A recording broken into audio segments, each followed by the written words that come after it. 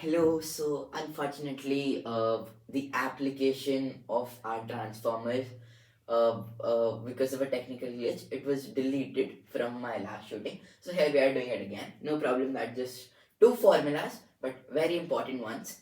So we are going to be discussing that how power is transmitted through these transformers to your home from the power station of your house or your colony, right?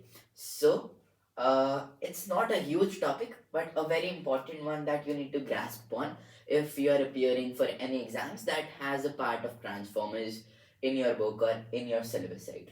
So we're quickly going to cover two formulas and a big question. So let's reveal the big question first. So what is the big question, right? The big question is, why is power transmitted from power station through these transformers or cables, as people better know them, to your house at a higher voltage? Like, because as limited as our thinking goes, we'll think that uh, at high voltages there will be more power loss.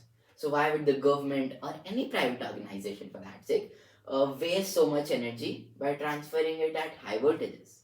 Well, they're actually doing just the opposite by transmitting it at high voltages. So that's exactly what we're gonna learn. So there are two formulas: P equals IV and P equals I squared R.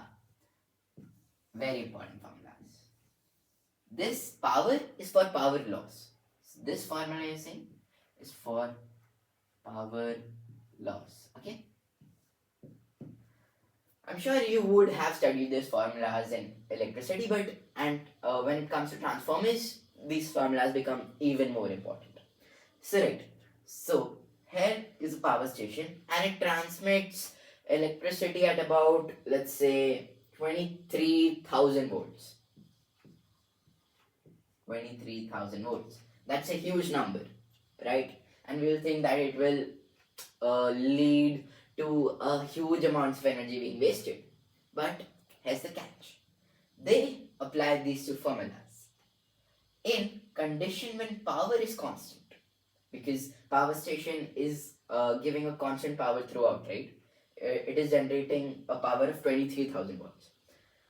So only in the case of P equals IV, when we are talking about power, not the Ohm's law. You might be recognizing a different formula which is V equals IR, but that is not it. This is P equals IV. So only in the case when power is constant and we are talking in context of power, then when voltage increases, our current will decrease, because that is what happens in physics, right?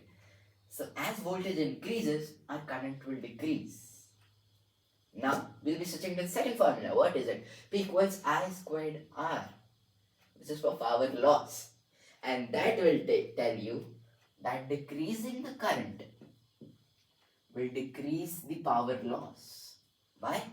Because the resistance will be low, so it will have to do less work and there will be less energy wasted through thermal energy, which is the main way energy would be wasted when it is being transferred to power cables. You're getting it? What did we say? Let's do a quick summary, right? So power station gave volt in a huge amounts. It is transferring power at 23,000 watts. Then it steps up the voltage, and when it is stepped up the voltage, this is called a step up transformer. So this T1 is a step up transformer right there. T2 is a normal or a step up transformer, you can call it.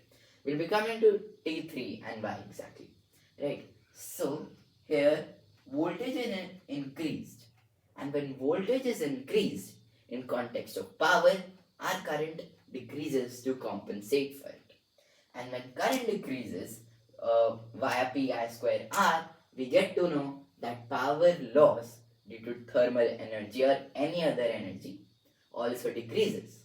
So when power loss decreases, we have a good profit, and this is the ultimate way to transmit power to your houses. It's perfect. So 23,000 volts go up. And this generates an even bigger power, right? Let's say it gets up to 30,000 watts, and then it transfers to T2, still at 30,000 volts, and no minimum power being wasted. And then when it gets to T3, which is the cable near your house, then things change. Why? Because there is no need of you to be receiving a power of 30,000 volts, right? You only need very less power to charge your laptop or charge your phone, right? Uh, so this is a step down transformer. It decreases the voltage, maybe to 230 or 240 volts, which is the average flow of voltage in your circuits, when this is what is required in your home, right? Not this.